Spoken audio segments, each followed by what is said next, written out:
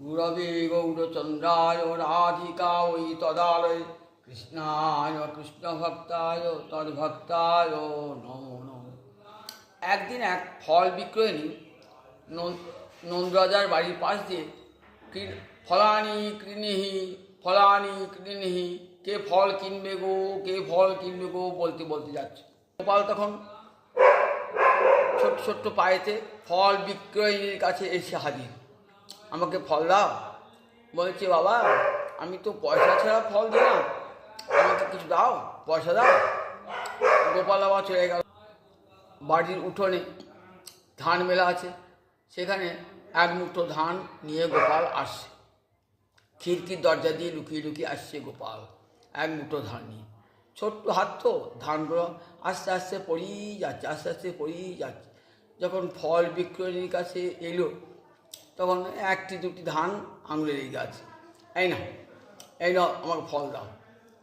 শুনে গোপালকে দেখে ফল বিক্রয়ী এমন মুগ্ধ হয়ে গেছে, গোপালকে করে নিয়ে বলছে, তুই আমাকে একবার করে নিয়েছিস, আমাকে একবার মা বল বলে গায়ে পিঠে হাত বুলিয়ে আদর করছে।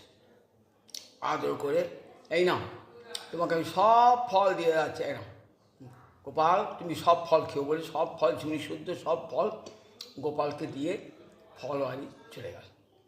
ফলওয়ারি কিছু দিয়ে দেখছি, কিছু যাওয়ার পর যেতে দেখছি যে আমার ফলের ঝাঁকা তো খালি করে দিয়েছি, তাহলে ঝাঁকাতে এত ভারী লাগছে কেন, গিয়ে দেখছেন সমস্ত ঝাঁকাটা সোনা হিরে জহরত মণি মুক্তই ভর্তি। তখন কাঁদতে কাঁদতে ফলওয়ারি বলছে, আমি চাই না, আমি সোনা মণি মুক্ত হিরে জহরত চাই না, আমি গোপাল তোমাকে বারবার ফল খাওয়াতে চাই, গোপাল তুমি আমাকে একবার মা বলো বলে গোপালের মুখখানা মতো সেই কাঁদতে কাঁদতে চলে গেল ফলওয়ারি। এই ফলওয়ারি আগের জন্মে কে ছিল? শবরী চণ্ডালিনী, রাম অবতারী শবরী চণ্ডালিনী, চণ্ডাল কন্যা। বিবাহের পূর্বদিন রাত্রে সে চলে আসে বাড়ি থেকে বেরিয়ে, কারণ গুরুদেব মাতঙ্গমণি তাকে মন্ত্র দিয়ে বলেছিলেন রামচন্দ্র তোমার পতি, সুতরাং তিনি অন্য কোনো পতির কণ্ঠে বাল্য দোলাবেন না, রামচন্দ্র ছাড়া। চলে এলেন কোথায়? পাম্পা সরোবরের তীরে, যেখানে মুনি ঋষির আশ্রম, সেখানে একটা কুড়ে বেঁধে থাকতেন আর রাম রাম রাম রাম রাম এই নাম জপ করতেন।